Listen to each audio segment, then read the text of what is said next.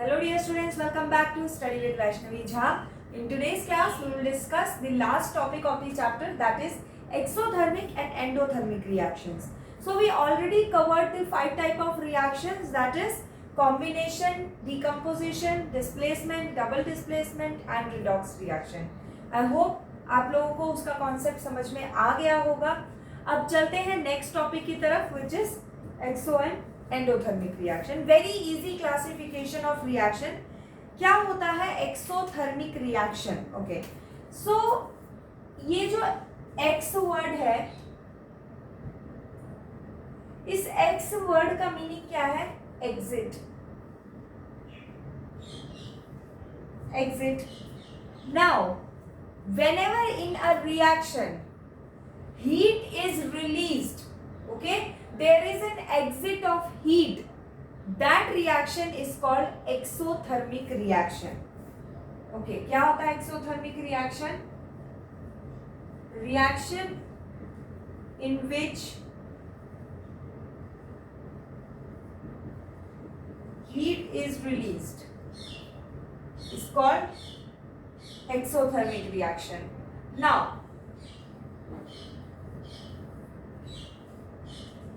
अब इसके अंदर आते हैं हम एग्जाम्पल से पहले हम एक चीज इसमें देखते हैं. एक्सोथर्मिक रिएक्शन में what happens, that the vessel in which the reaction is taking place, the vessel becomes hot. Okay, suppose if we are performing any sort of experiment in a test tube, the test tube will become hot. Okay, so the vessel in which the reaction is being taken place, that vessel, it becomes hot. That's it. क्योंकि heat release हुई है तो obviously जो भी vessel होगा, जो material है वो गर्म हो जाएगा. That is very common thing. Now coming to example. Example क्या होगा इसका?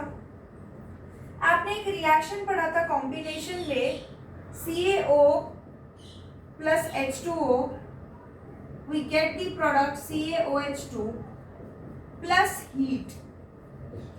Now in this reaction, what is this CaO? This is quicklime or calcium oxide, and this is slaked lime.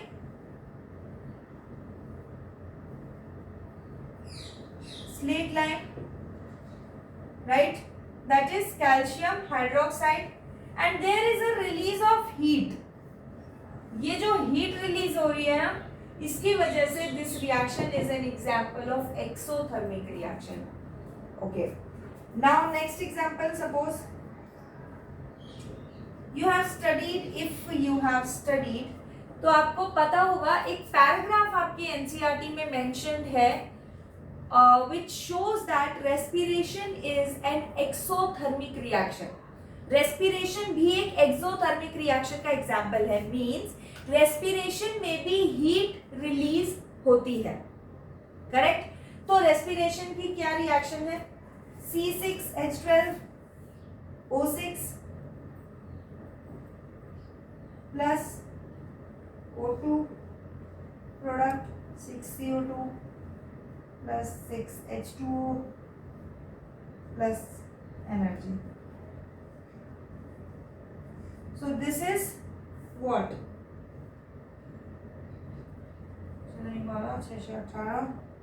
6 and 12. हाँ, ठीक है. Now it is balanced also.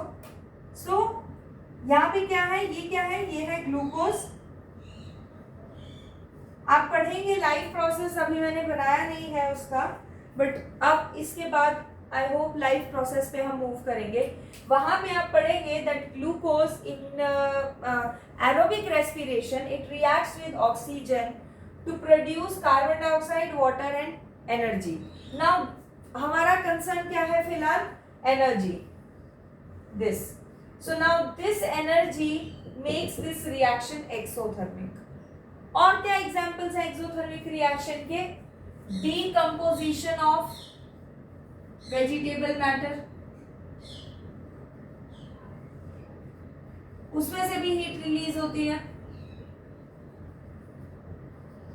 तरीके से जो आपका हीट जिसमें बाहर जा रही है, एनर्जी जिसमें रिलीज हो रहा है, रिएक्शन से बाहर जा रहा है, that sort of reaction is exothermic reaction. अब चलते हैं नेक्स्ट एंडोथर्मिक रिएक्शन पे। एंडोथर्मिक रिएक्शन क्या है?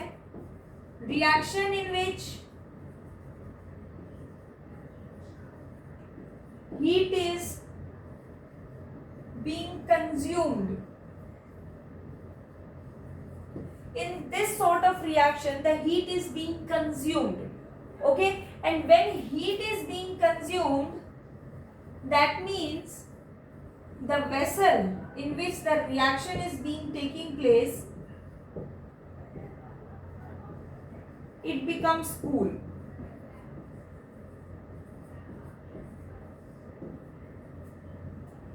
ओके इसमें उल्टा हो जाता है, रिएक्शन की वजह से जो वेसल है वो ठंडा हो जाता है।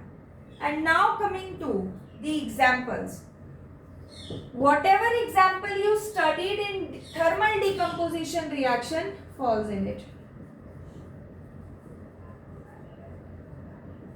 क्योंकि थर्मल डिकम्पोजिशन रिएक्शन में क्या होता है, फॉर एग्जांपल FeSO4 है, उसको आप हीट क्या कर रहे हो, प्रोवाइड कर रहे हो, हीट उस रिएक्शन में कंज्यूम हो रही है, and then the products are being formed, Fe2O3, SO2, SO3, तो प्रोडक्ट अब बन रहा है उसमें, समझ में आई बात? Now the product is being formed and so this reaction is an example of endothermic reaction. Why? Because heat is being absorbed in the reaction.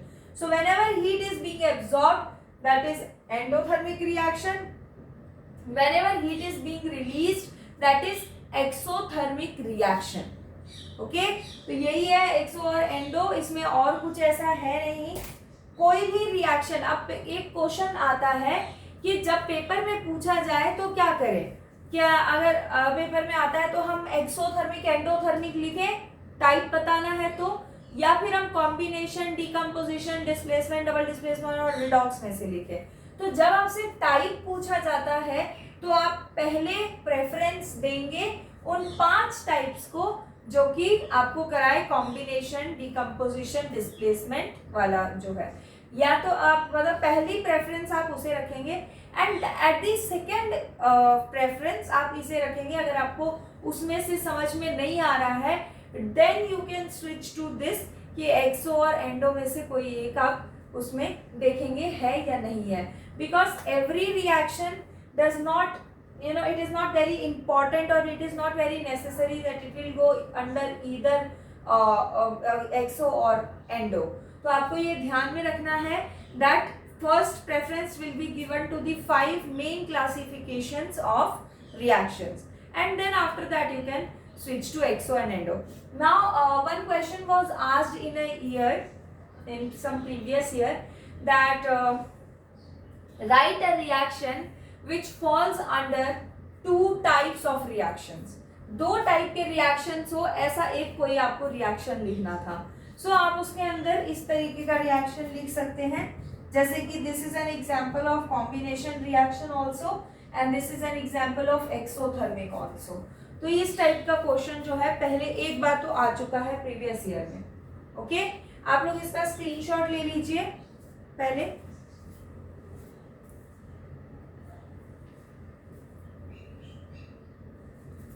Okay, so we are done with this chapter.